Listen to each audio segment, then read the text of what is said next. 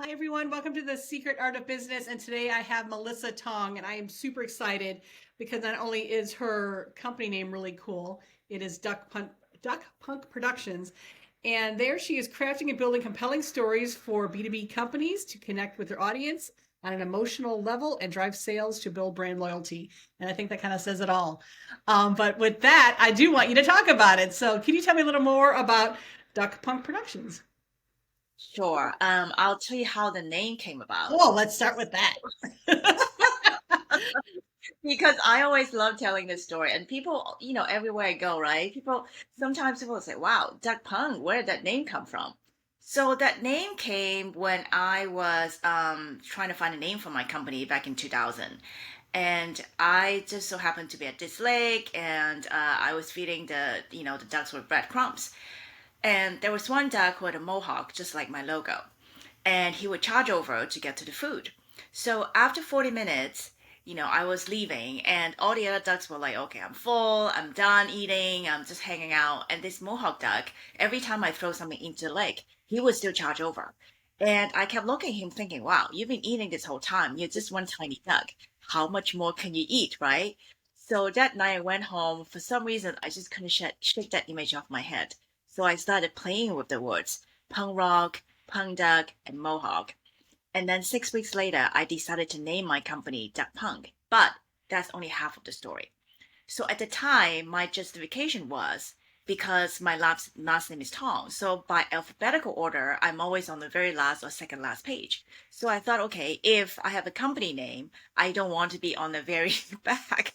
Oh, So I that's thought, okay, nice. if I have a letter that is more to the front, Mm-hmm. then it's just a different, right? I don't want to No, be that's always on the very strategic. yeah. So I thought, okay, instead of calling it punk rock or something, or punk duck, I'm gonna flip it and call it duck punk, you know? And that was it at the time. But then years later I realized that duck became my inspiration. Because as a woman of color, working in advertising and entertainment is very, very cutthroat. And every time I have to jump through a hurdle and I fall, I have to remind myself to be like him and never give up. So There that's you my duck go. punk Keep story. going for it. You're like Exactly. being a little more, Keep being be hungry, keep relentless. wanting to. Be relentless. All right, so Yeah, let's get into a pretty little more much. of what you do. What do you do at Duck Punk Productions? Yeah, so we do multiple things. We have small, mid-size, as well as large, enterprise clients. And what we basically do is we craft storylines that help them build their brand, drive sales, and win more customers.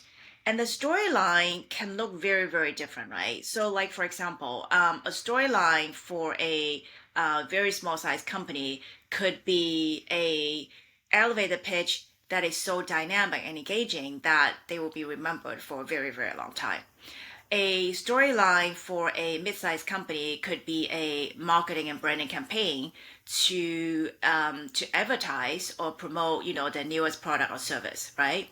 And a storyline for a big, Fortune 100 company could be a full-on TV commercial campaign to push out, something that they want the whole world to see, right? So the storyline could look different, and that's Right. okay. And a lot of people, they always, when I say, okay, well, just figure out what your story is and just share it, on different platforms. They say, what do you mean?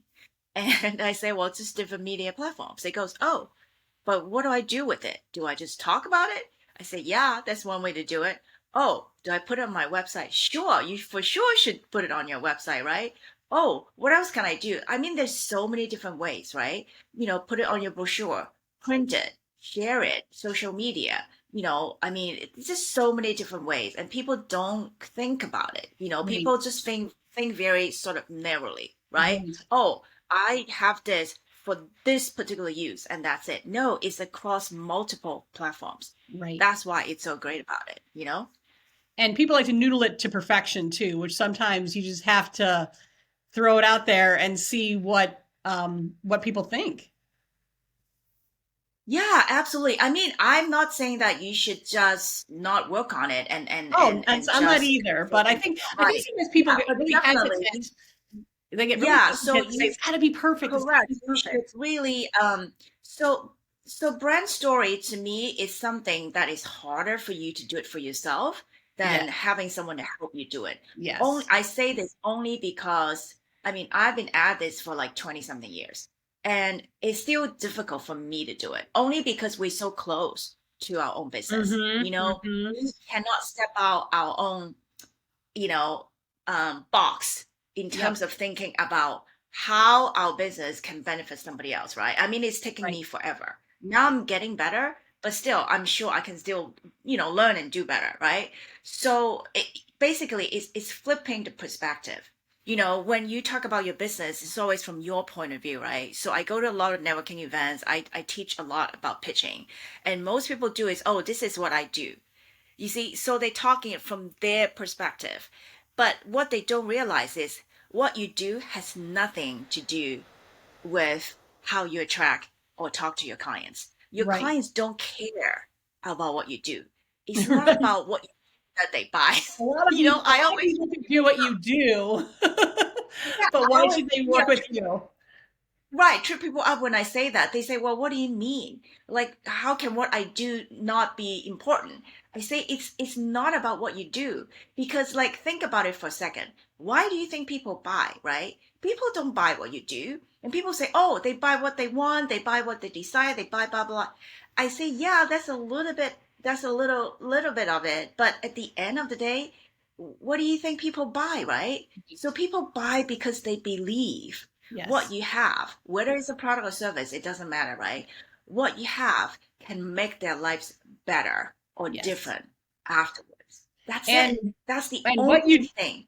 what you said is really important and what you do is really important, and that is you said that have somebody help you with that, because we get so caught up sometimes in I mean, we have in our head, well, we know what we're doing, but to have somebody pull it out to interview us, and that's what we did to form our brand, is somebody interviewed me and said, well, why are you doing this? And it's always something a lot deeper that maybe you couldn't articulate, or maybe you're being held back by Absolutely. imposter syndrome, or you don't think it's important. And that's the stuff that Correct. people connect with. And it's that story that's in there that they're like, oh, no, you're my person.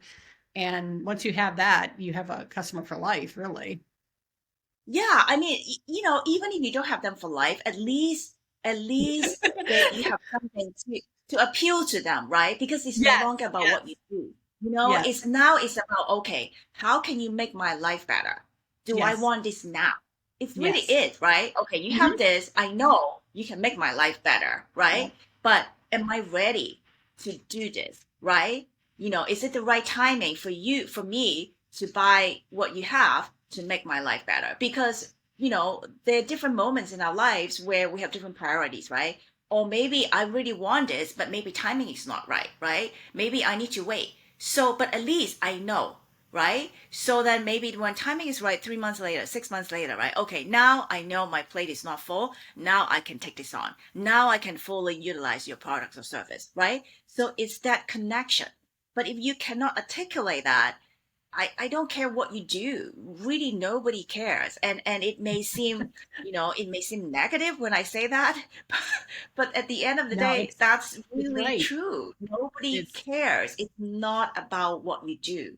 See, And sometimes when this people is buy really too, and this is me as well, like I know what I need, but I don't know necessarily what to pick. And if there's always, if you do, you look into different companies and see what they stand for, what they believe, who their customer base is, they're like, no, no, no, that's the person I want. So yeah, it is that underlying part that I think people ignore a bit, and they can tap into, because I do believe like we are all born with, creativity and innovation and how to absolutely. understand our feelings and things like that. But we lose track of it somewhere along the way. Maybe somebody tells us, that's not important, but it really, really is. And I love that you're trying to pull that out of people and get them to really recognize that. So, but with that said, we were all born with it. So you were not doing this your entire life. You started out as a child somewhere along in your life.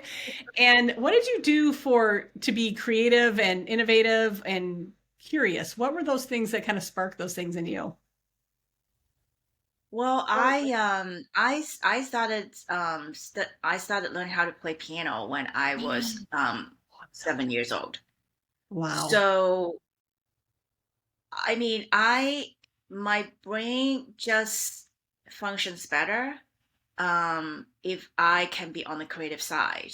So ever since I was very young in high school, I knew I have to be somewhere, in the arts. I knew I couldn't function. I suck at math. I suck at, all the science subjects, bio, physics, chemistry. Hmm. I just didn't have the capacity to truly understand and enjoy it. So I knew early on. But I don't think it matters because I think all of us has, a creative side of us, right? It's just depending on whether we truly exercise that part of us or not, right? But for Absolutely. me, because I knew early on, so I completely rely on it and I exercise it, right? Because that's my strong side. So I have to rely on it. I have to Hmm. rely on it. Hmm. Not that I'm not practical, right? Because Right, owning your right. business, you have to learn how to be practical. But at the same time, I know I'll never be good with, science. I'll never be good with physics, chemistry, bio. I mean, it doesn't speak to me. So that's why I have to lean on it. But at the same time, I think everybody has a side that they can truly exercise. Like going to the gym, right? You've never lifted weights before. So when you first started, it's very foreign. It's like, oh, I can't do it, right? But when you get into it and when you start doing it bit by bit, right? You increase the time, you increase the weight, right? Sooner or later you get better at it. Uh, So I really think, our creative muscles are the same way. And I mean, for me, it came the creative side came easy, but at the same time, to answer your question, yeah, I wasn't doing storytelling all my life. I was in music and I studied music composition. I had Oh, an wow. yeah, I had an MFA degree. So music was my life, classical music. I was trained classically. So but when I and this is, I think, sometimes, divine intervention enter the picture. So after I finished school, I thought, okay, I want to be a composer, but I also have to be a sound. In order to be a composer, you also have to be a sound engineer, and I didn't have a sound engineering degree, and I could go back to school for 2 years to get that. I knew that, but I thought, well, I've been going to school for a while, so why don't I just try working a little bit, and then I can always go back to school, right? It's not going to be 4 years, it's 2 years, so it's going to be quick. So let's just kind of, get a taste of the world and then decide. So lo and behold, I got a job because of my bilingual skills. I got a job as a TV newscaster. So besides anchoring the news, they decided to give me a 5 minute human interest segment every day. They said, okay, you're the newbie. We're not going to send you cover hard news, but you're Hmm. going to be doing a human interest story every day. 5 minutes. That's all yours. We don't care what you bring back. Just do something interesting. So, and I was young. So I thought, okay, great. That's kind of So I fun, looked at actually. Right? I had so much fun. I always looked at all the press releases, seeing what's going on in the community, what's going on, is there any red carpet event out there? I dedicated my Friday segment to a movie premiere segment where I, went and cover, movie premieres, interview celebrities, cover Star Trek convention twice, and on the captain's chair, did my intro, outro. So I had so much fun. And at the time, I didn't know it. But I interviewed thousands of people from all walks of life because of that job and ended up crafting over 1,200 stories. And I really credit, those 4 years to be, a solid training ground for me.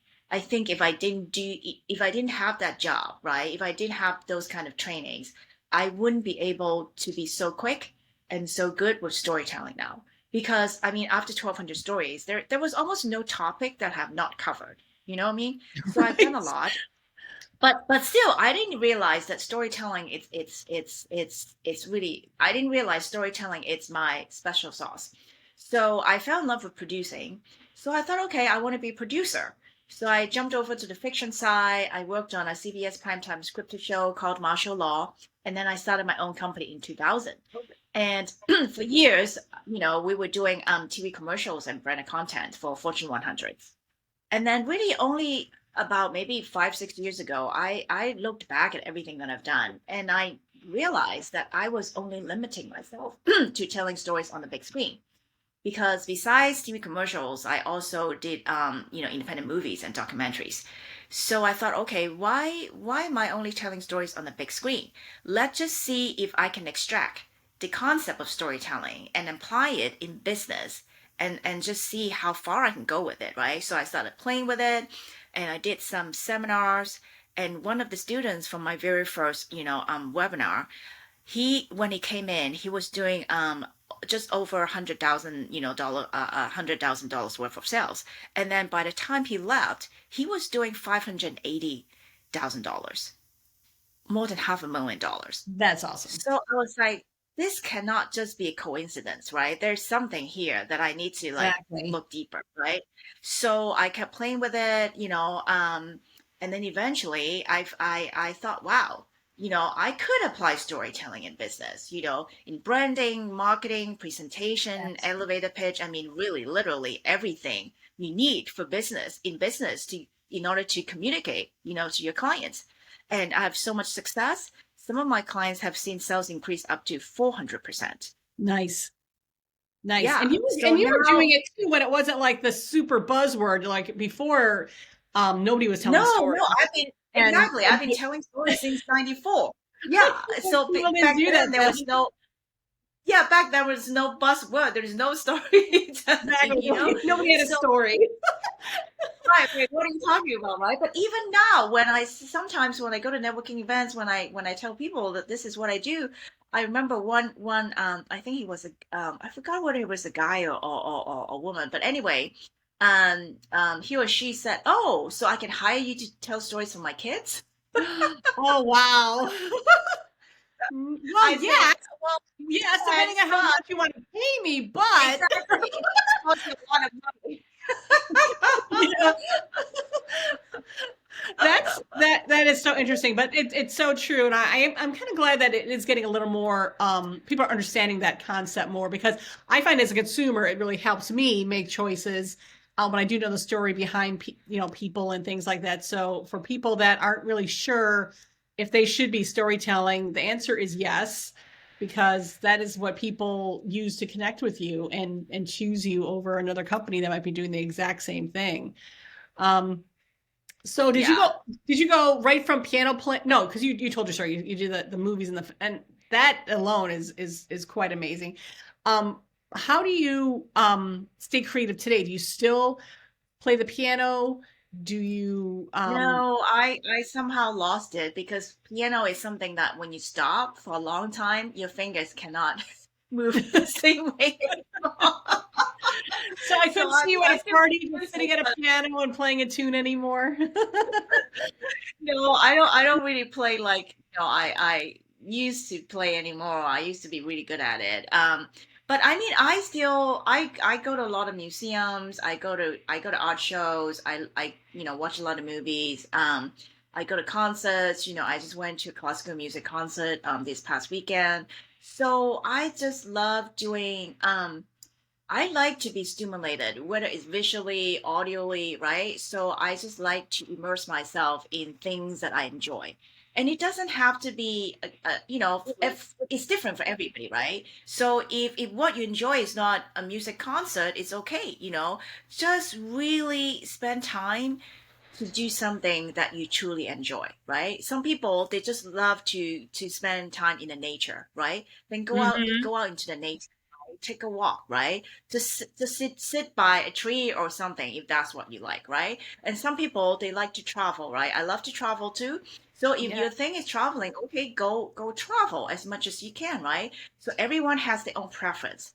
But I would encourage everybody to not step that aside, to not silence that, because if you keep silencing it, and after years and years of silencing it, it may actually disappear, Oh, that's and a you don't great. want to lose, yeah, you don't want to lose your creative side, because even if your job doesn't require it, it makes you come alive, because that's who we Hmm. are.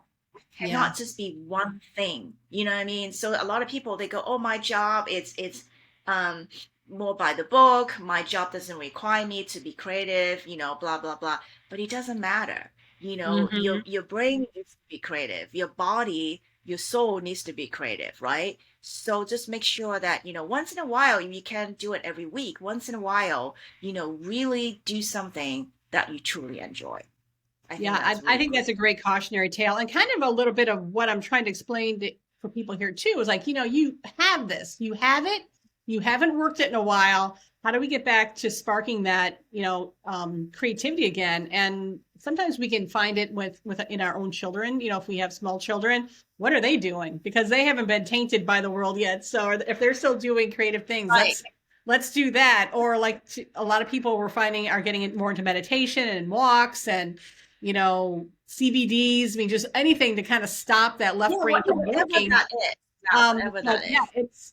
it's so we know it's there. We know that your brain is yearning for it. So just find something. And like you said, it may not be what you used to do. It could be something completely new, but just find what it is that kind of stimulates that creative side of your brain and have it apply to your business. Is there something that you can tell people specifically that they could do to kind of get some ideas going in their own business? What would be some Sure. idea starters? Yeah, so I would encourage everybody to start from their why because your why is really the driving force for everything. And my why is why I get up in the morning, stay up at night if I have to, and not fall asleep, right? And keep at it. So a lot of people get very confused about what their why is. When I ask this question, a lot of people, they answer me, they go, oh, yeah, I know what my why is. I say, okay, what is it? They say, well, I want to spend more time with my family. I say, no, that's not your why. That is the result of your why. They say, Yes. oh, well, how about this? I like to make more money. I like to, I don't want to have to rely on people in terms of how much I can earn, right? I need to, I want to be completely relying on myself in terms of how Right. much I can make. So I have flexibility. I say again, that's not your why. That's the result of your why. And so at this point, usually people are like, what? Like, I don't know what Why my am why I is doing anymore. this? No, I think because you have kind of lost touch, right? Yeah. So I would really think harder and deeper, and then go back to when you started your business, right?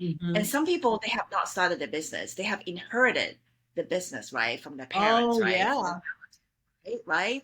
And some people have purchased like maybe franchises, right? But still, I mean, think back to the moment. Why did you say yes? Why did you Hmm. say yes to your goals? I mean, yeah, I don't want my parents to keep working, and maybe that's why I take it on. But still, there has to be, if you're still doing it, there has to be something that keeps you there. Okay. Exactly. Now, I've also discovered that people realize that they don't want to do it anymore because there's no passion in it. And that's okay. You can exit. You know Yep. what I mean? Don't feel, that you have to be bogged down by it for the rest of your life. If there's no more joy in doing it, then I would encourage you to find something else that gives you joy. Because regardless of what you do, it has to give you joy. It has to be joyful. Absolutely. Otherwise, then it becomes something that you don't want to do anymore, It and it becomes a becomes blessing is what it becomes. yeah, exactly. So yeah, so I would encourage all of you to think back to the moment, if it's not your business, why did you say yes, right? What did you like about it? Go start from there. If it is your own business, then think about, okay, why did you start your business?